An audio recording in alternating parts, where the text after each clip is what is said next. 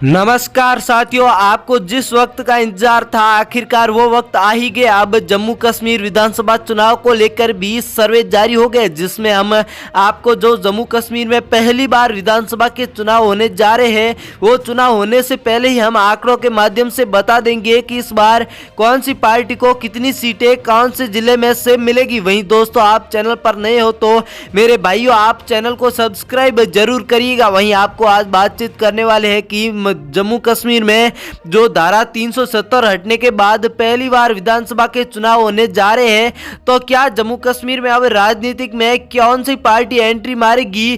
क्या आम आदमी पार्टी भी जम्मू कश्मीर में चुनाव लड़ेगी या फिर बीजेपी पार्टी भी चुनाव लड़ेगी?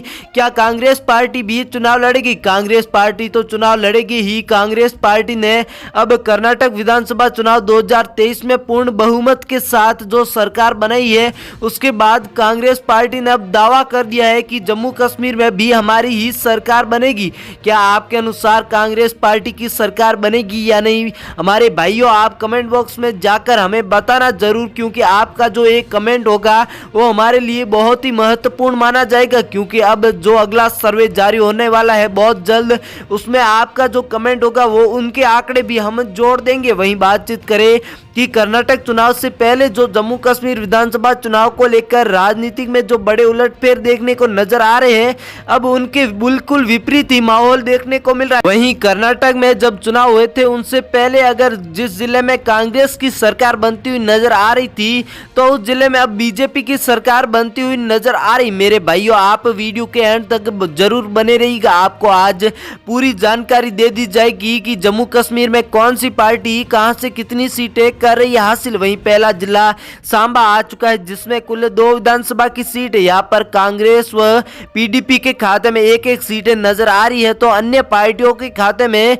0 सीटें जाती हुई नजर आ रही। इसी के साथ श्रीनगर, जिसमें कुल 8 विधानसभा की सीट है, बीजेपी के खाते में 3 सीटें, कांग्रेस के खाते में 4 सीटें, डीएपी के खाते में 1 सीट, तो पीडीपी के खाते में 0 सीटें नजर आ रही। वहीं दोस्तों अगर बातचीत करें किश्तवाड़ जिले की, जिसमें 2 सीटें, यहाँ पर बीजेपी व कांग्रेस के मध्य एक एक सीट पर टक्कर देखने को मिल रही है, तो पीडीपी व डीएपी के खाते में 0 सीटें नजर आ रही। शोपियां, जिसमें कुल 2 विधानसभा की सीट है, यहाँ पर भी कांग्रेस व पीडीपी के मध्य टक्कर देखने को मिल रही है एक एक सीट के साथ, तो बीजेपी व डीएपी के खाते में कोई सीटें नजर नहीं आ रही। कंठुआ, जिसमें कुल 4 विधानसभा की सीट है, जिनमें से बीजेपी के खाते में 1 सीट, कांग्रेस के खाते में 1 सीट, पीडीपी के खाते में 1 सीट, तो डीएपी के खाते में भी 1 ही सीट नजर आ रही। वहीं अनंतनाग, जिसमें कुल 4 विधानसभा की सीट है, बीजेपी के खाते में 1 सीट, कांग्रेस के खाते में 3 सीटें, पीडीपी के खाते में 1 सीट, तो डीएपी के खाते में 1 सीट नजर आ रही। इसी के साथ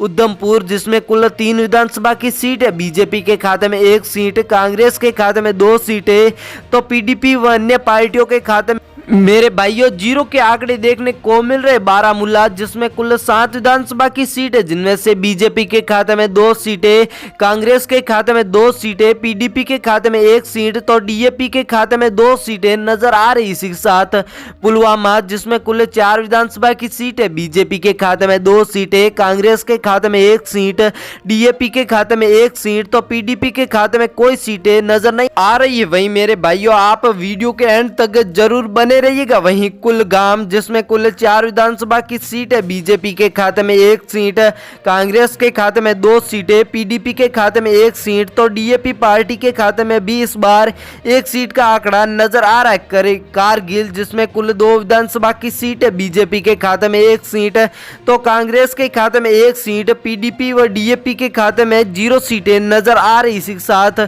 पूंछ जिला आ चुका है, जिसमें कुल 3 विधानसभा की सीट है, बीजेपी के खाते में 1 सीट, कांग्रेस के खाते में 1, डीएपी के खाते में 1 सीट, तो पीडीपी के खाते में 0 सीटें नजर आ रही। इसी के साथ बड़गांव, जिसमें कुल 5 विधानसभा की सीट है, बीजेपी के खाते में 1 सीट, कांग्रेस के खाते में 2 सीटें, डीएपी व पीडीपी के खाते में यहाँ पर भी एक एक सीट पर टक्कर देखने को मिल रही है। रामबन, जिसमें कुल 2 विधानसभा की सीट है, जिनमें से बीजेपी के खाते में 1 सीट, कांग्रेस के खाते में 0 सीटें, पीडीपी के खाते में 1 सीट, तो डीएपी के खाते में 0 सीटें नजर आ रही है बांदीपुरी, जिसमें कुल 3 विधानसभा की सीट है। बीजेपी के खाते में 1 सीट, कांग्रेस के खाते में 2 सीटें, तो पीडीपी व डीएपी के खाते में 0 सीटें नजर आ रही है मेरे भाइयों। वहीं गांधम बसली, जिसमें कुल 2 विधानसभा की सीट है, बीजेपी के खाते में 1 सीट, कांग्रेस के खाते में 1 सीट, पीडीपी के खाते में 1 सीट, डीएपी के खाते में भी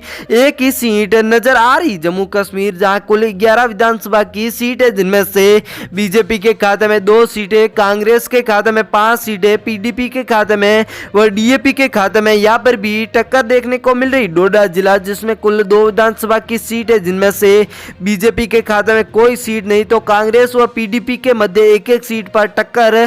तो डीएपी के खाते में भी मेरे भाइयों यहाँ पर भी कोई सीट नजर नहीं आ रही। कपवाड़ा, जिसमें कुल 5 विधानसभा की सीट है, बीजेपी के खाते में 3, कांग्रेस के खाते में 2 सीटें, तो पीडीपी व डीएपी के खाते में 0 सीटें नजर आ रही। रियासी, जिसमें कुल 3 विधानसभा की सीट है, जिनमें से यहाँ पर कांग्रेस, पीडीपी व डीएपी के मध्य आपको कांटे की टक्कर का माहौल देखने को मिलेगा, तो बीजेपी पार्टी 0 सीटों पर नजर आएगी। वहीं राजौरी, जिसमें कुल 4 विधानसभा की सीट है, जिनमें से बीजेपी के खाते में 1 सीट, कांग्रेस के खाते में 2 सीटें, डीएपी के खाते में 1 सीट, तो अन्य पार्टियों के खाते में 0 सीटें। लेह, जिसमें कुल 2 विधानसभा की सीट है, जिनमें से बीजेपी के खाते में 1 सीट, कांग्रेस के खाते में 1 सीट, तो पीडीपी व अन्य पार्टियों के खाते में 0 सीटें नजर आ रही। दोस्तों, आप इसी प्रकार के अगर जो राजस्थान, इस बार राजस्थान, मध्य प्रदेश, तेलंगाना के चुनाव को लेकर भी ओपिनियन पोल जानना चाहते हो तो हमारे चैनल को सब्सक्राइब जरूर करिएगा मेरे भाइयों। वहीं आप लोकसभा चुनाव 2024 को लेकर भी महासर्वे जारी हो गया, जो नीचे चैनल में है, जाकर देख सकते हो। थैंक यू, धन्यवाद मेरे प्यारे भाइयों।